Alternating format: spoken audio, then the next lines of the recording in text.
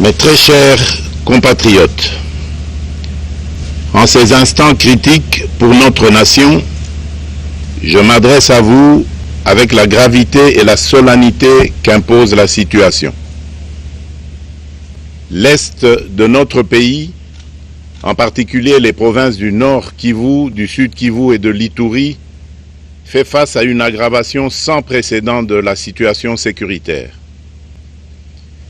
Les forces de défense du Rwanda, en soutien de leurs marionnettes du M23, poursuivent leur entreprise terroriste sur notre territoire, semant la terreur et la désolation parmi nos populations. Je partage avec vous la douleur et l'indignation face à ces attaques barbares. Ces actes ne sont pas seulement une attaque contre la République, mais une offense à l'histoire et à la dignité de notre peuple. En ces moments difficiles, je vous appelle à la résilience et surtout à la résistance. Face à cette situation, permettez-moi de vous rassurer. Une riposte vigoureuse et coordonnée contre ces terroristes et leurs parrains est en cours.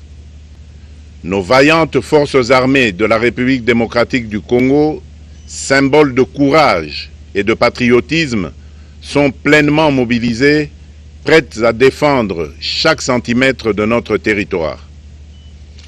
J'ai personnellement convoqué et présidé des réunions de crise avec une équipe restreinte du gouvernement, le haut commandement militaire ainsi qu'une réunion interinstitutionnelle afin d'évaluer les récents développements de la situation et de lever les options pour repousser les agresseurs et reconquérir chaque parcelle de notre territoire.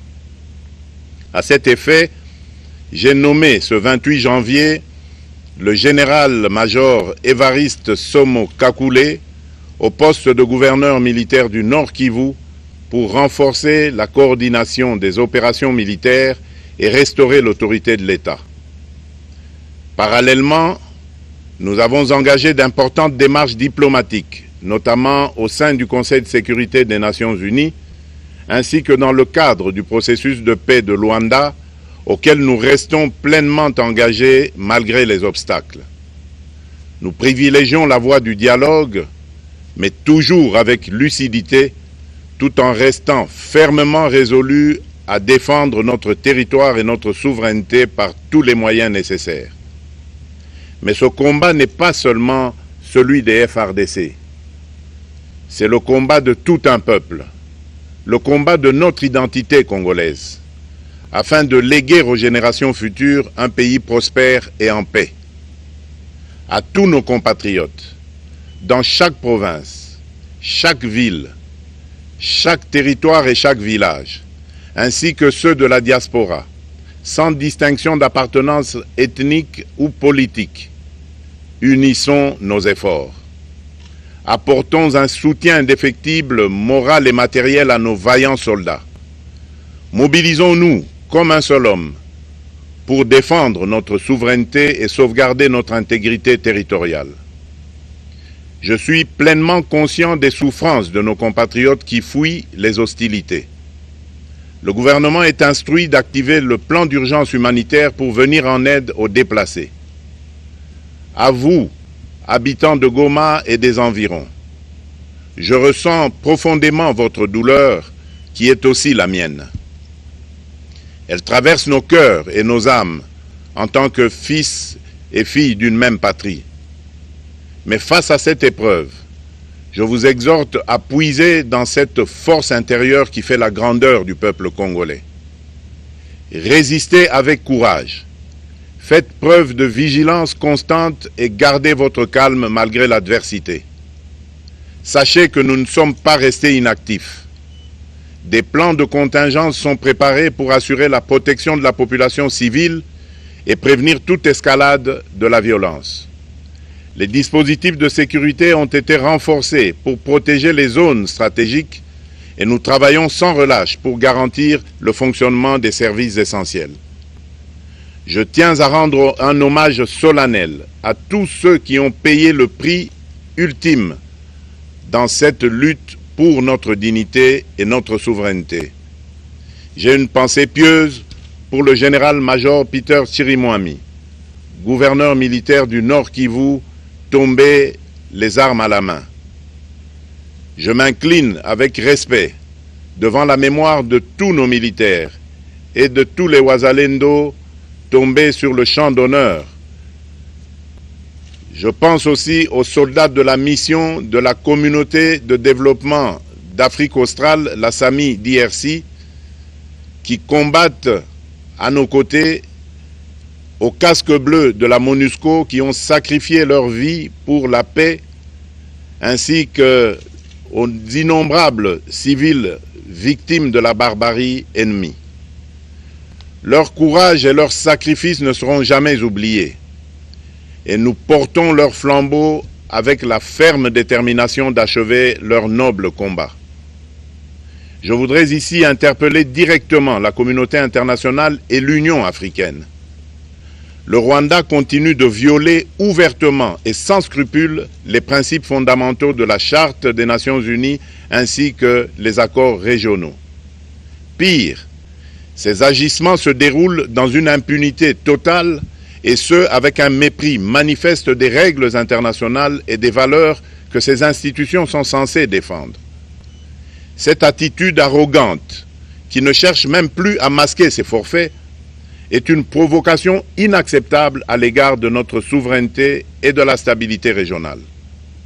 La présence de milliers de soldats rwandais sur notre sol, leur soutien politique, logistique et militaire à leur pantin du M23, ainsi que leur implication dans l'exploitation illégale de nos ressources naturelles, nous conduisent tout droit à une escalade aux conséquences imprévisibles, mettant en danger toute la région des Grands Lacs. Votre silence et votre inaction face à la barbarie du régime de Kigali et aux atrocités perpétrées par ces supplétifs sur notre territoire constituent un affront non seulement à la République démocratique du Congo, mais également aux valeurs universelles de justice et de paix. Le peuple congolais prend acte de cette passivité qui frôle la complicité. Soyez sûrs d'une chose, la République démocratique du Congo ne se laissera pas humilier ni écraser. Nous nous battrons et nous triompherons. Congolaises et Congolais, l'heure est certainement grave, mais notre détermination est encore plus inébranlable. Ce moment critique nous offre l'opportunité de montrer au monde ce qui fait notre force, c'est-à-dire notre unité sans laquelle tous nos efforts seraient vains. Je vous appelle à être vigilants, mais à ne pas céder à la haine, aux divisions ou à la violence.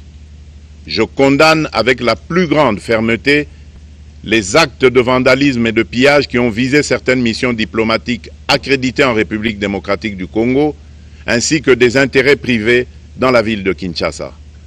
Ces comportements irresponsables dénaturent l'expression saine de notre colère face à l'agression barbare nous imposée et jettent une ombre sur les manifestations pacifiques de soutien à nos vaillantes forces armées qui luttent avec courage et abnégation pour défendre notre souveraineté.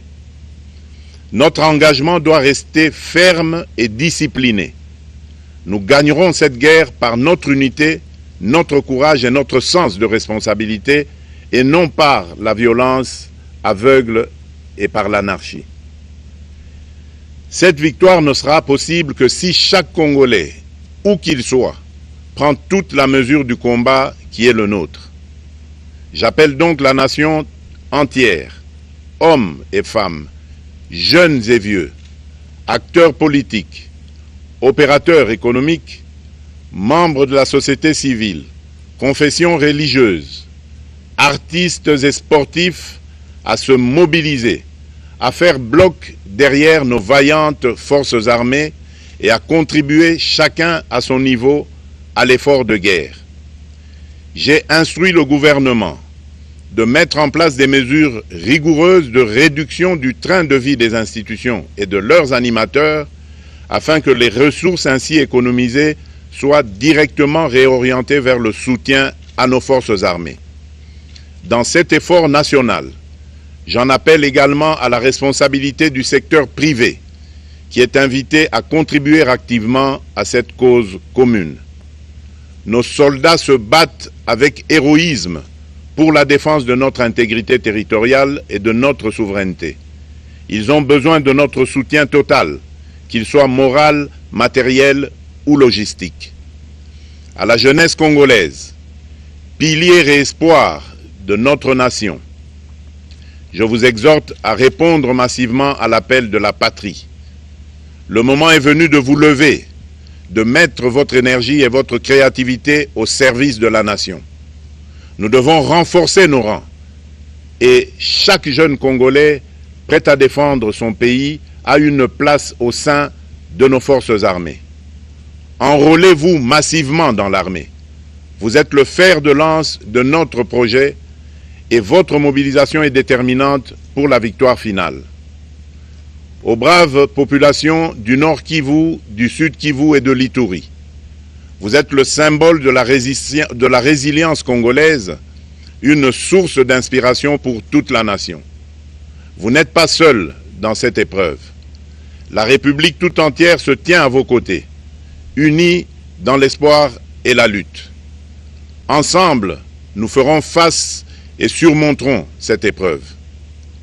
À nos vaillantes forces armées et aux vaillants patriotes Wazalendo, véritables sentinelles de la souveraineté nationale, je rends un hommage appuyé et vous exprime au nom de toute la République notre reconnaissance infinie et notre fierté inébranlable. Votre bravoure, votre discipline et votre engagement sans faille inspirent et mobilisent tout un peuple déterminé à défendre son territoire. Sachez-le, la République ne vous abandonnera jamais.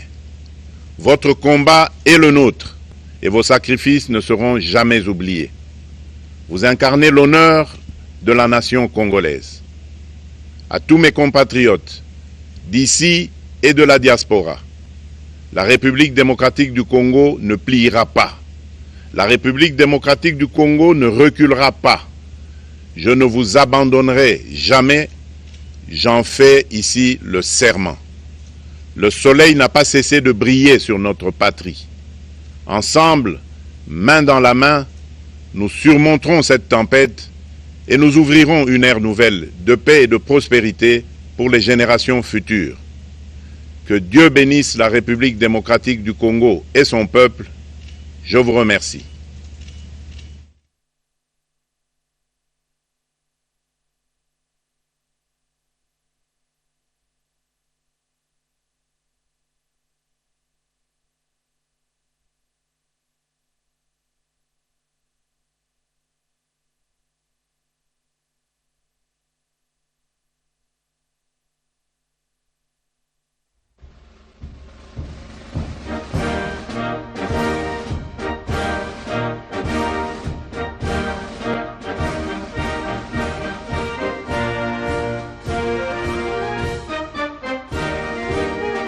Pays, Monsieur le ministre des Médias, porte-parole du gouvernement Patrick Muyaya, le chef de l'État a dit que c'est un combat, les combats de notre identité. Absolument, parce que vous savez que la République démocratique du Congo est un pays grand. Les Congolais font partie d'un peuple grand. Et la grandeur s'est construite aussi à des moments comme ceux-ci. Et le président de la République, comme garant de la nation, commandant suprême de forces armées de la République démocratique du Congo et de la police nationale congolaise, se devait, en tant que père et garant, c'est lui qui est le premier de combattants, s'est levé au vu de l'évolution de la situation sécuritaire dans l'Est. Et les mots ont été bien choisis. Et les souhaits ce soir, c'est que tout Congolais retienne cette phrase. La défense de la patrie est sacrée. La défense de la patrie est sacrée. Le chef de l'État a fait à cette occasion un appel justement à la mobilisation, jeunes et vieux, et que tous nous puissions nous enrôler dans l'armée. Bien sûr, moi qui vous parle, je suis déjà enrôlé. Parce que dans cette guerre, nous avons 6 fronts. Il y a un front militaire pour lequel des jeunes doivent se mobiliser pour renforcer les effectifs de forces armées de la République démocratique du Congo. Il y a un front diplomatique où le président de la République est revenu déçu au regard de tous les efforts diplomatiques qui ont été consentis depuis ces derniers jours. Vous avez vu notamment à 2 reprises, en moins de 72 heures, 2 réunions spéciales du Conseil de sécurité des Nations Unies. Ensuite, nous avons le front économique, parce que justement, cette guerre, elle est faite pour voler nos ressources que Dieu a données aux Congolais et pour lesquelles les Congolais ont tous les droits du monde d'en vivre et d'en profiter, et non pas être l'objet ou la raison des vols, des pillages et de la guerre, comme les compatriotes sont en train de vivre depuis presque 30 ans.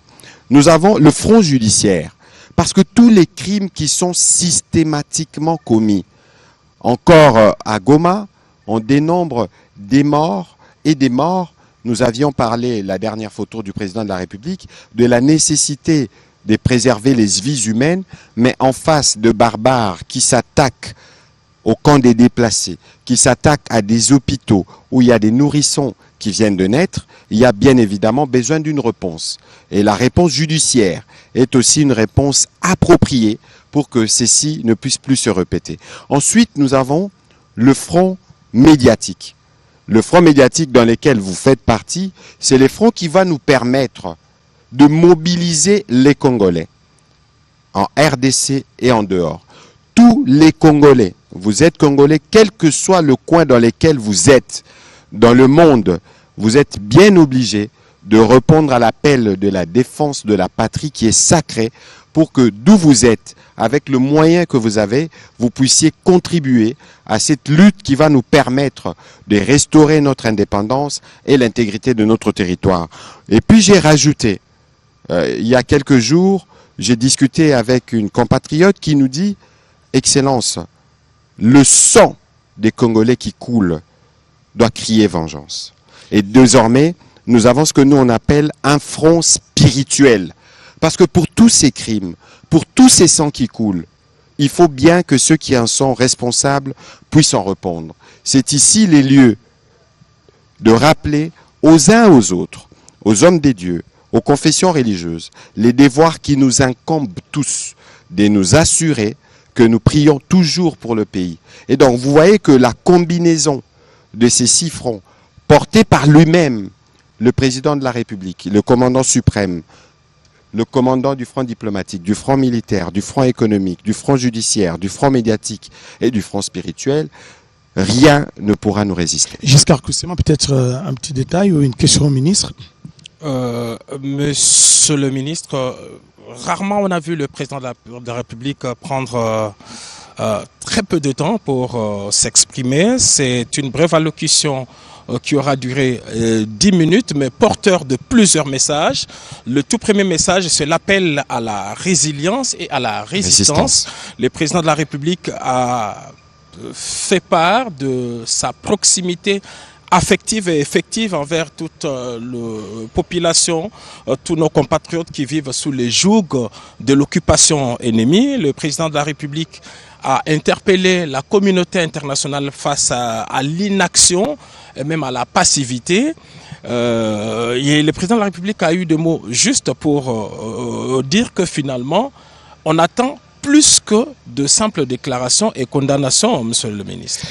Évidemment, c'est clair parce que lorsque vous regardez les agissements de l'armée rwandaise, des agissements répétitifs de violation du droit international, lorsque impunément on s'est permis de traverser la frontière d'un pays limitrophe, lorsqu'on s'est permis de tirer sur des casques bleus, de tirer sur les forces de la paix, il y a évidemment une forme, pas une forme, mais une vraie passivité qui s'apparente, le président de la République l'a dit, à la complicité, parce que tous les principes de droits internationaux sont systématiquement violés et aux yeux du monde. Et donc aujourd'hui, le président de la République est revenu aussi sur la nécessité que dans l'expression de notre colère, qu'on s'abstienne des actes de violence qui ont touché les chancelleries diplomatiques. Mais pourquoi il le dit?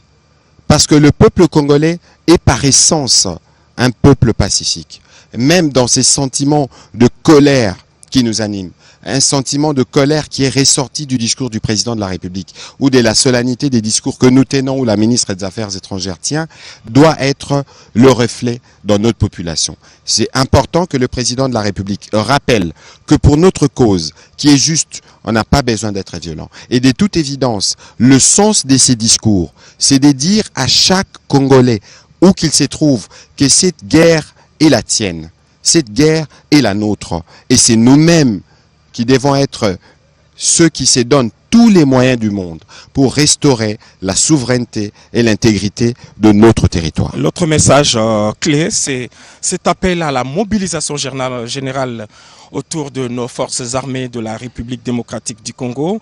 Chacun de Congolais est appelé de participer de n'importe quelle manière, de manière morale, de manière matérielle même, pour venir en appui à nos forces armées qui se battent avec patriotisme et même dignité pour défendre la patrie. Et le président de la République vient de donner quelques exemples, en commençant par le gouvernement qui devrait, et toutes les autres institutions qui devraient réduire le train de vie.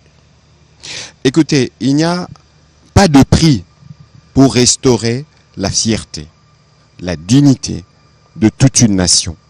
Lorsque le président de la République s'exprimait, la première ministre était là. Le message est bien capté parce que nous sommes dans l'obligation de prêcher par l'exemple.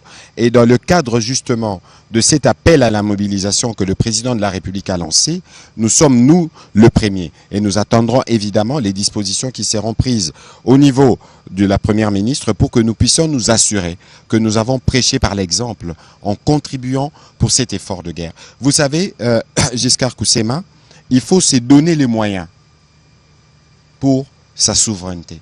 Il faut se donner les moyens pour restaurer l'intégrité de notre territoire. Et ces moyens-là, c'est nous-mêmes, au-delà de moyens financiers, mais il y a le moyen de notre engagement.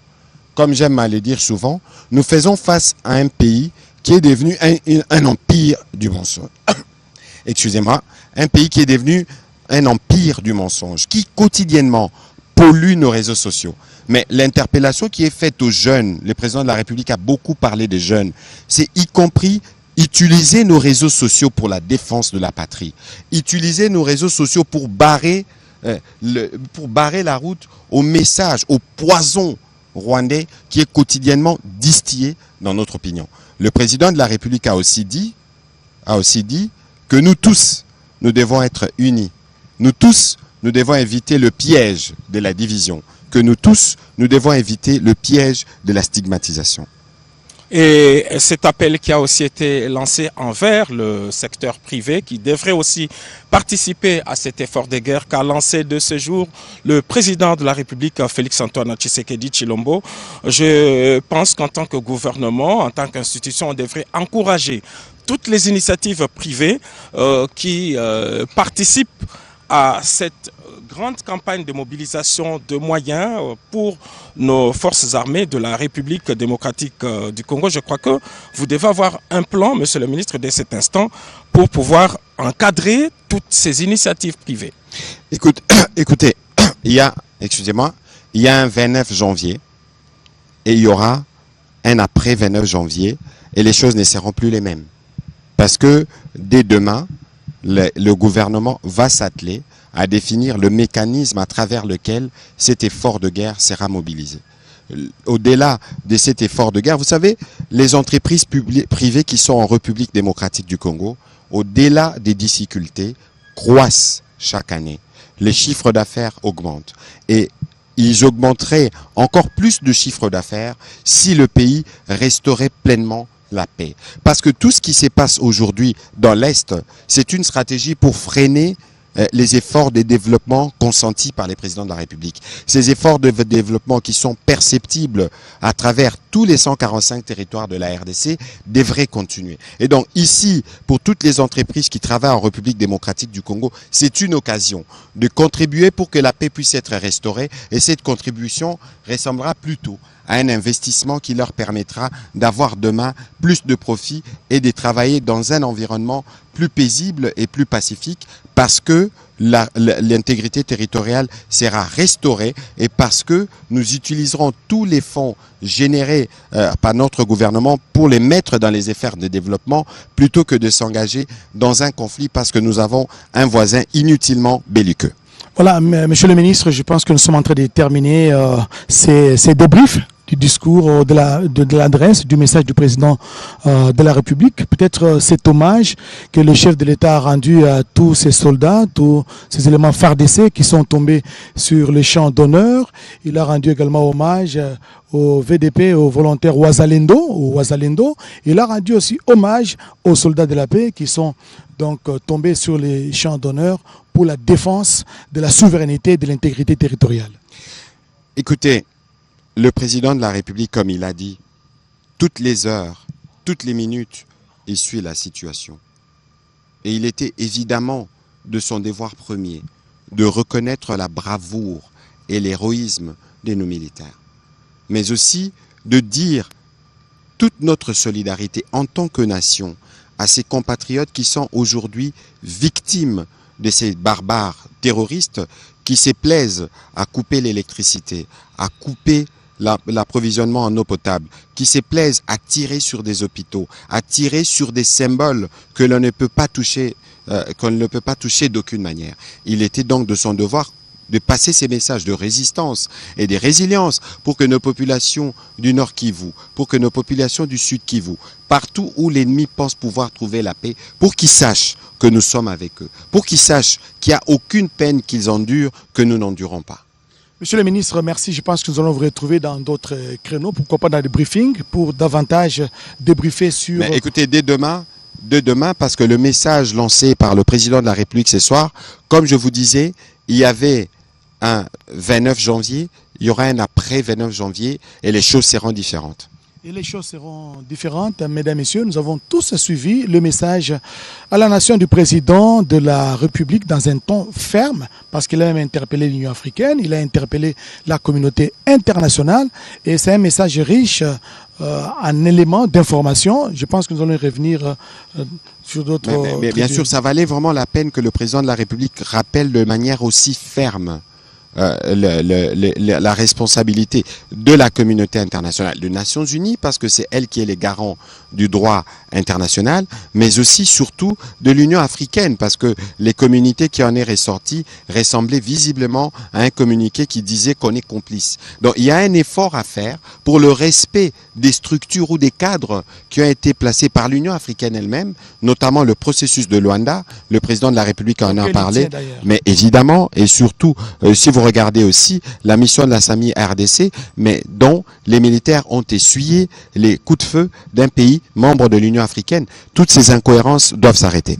Toutes ces incohérences doivent s'arrêter et surtout des sanctions, des condamnations en même temps. Monsieur le ministre, merci d'être venu et partager avec nous justement ces discours du président de la République. Espérons nous retrouver dans d'autres tribunes. Mesdames, Messieurs, vous avez suivi à partir de tout le 26 provinces de la République démocratique du Congo à travers le pays et le monde. Nous vous disons merci, excellente soirée à tous et à la prochaine.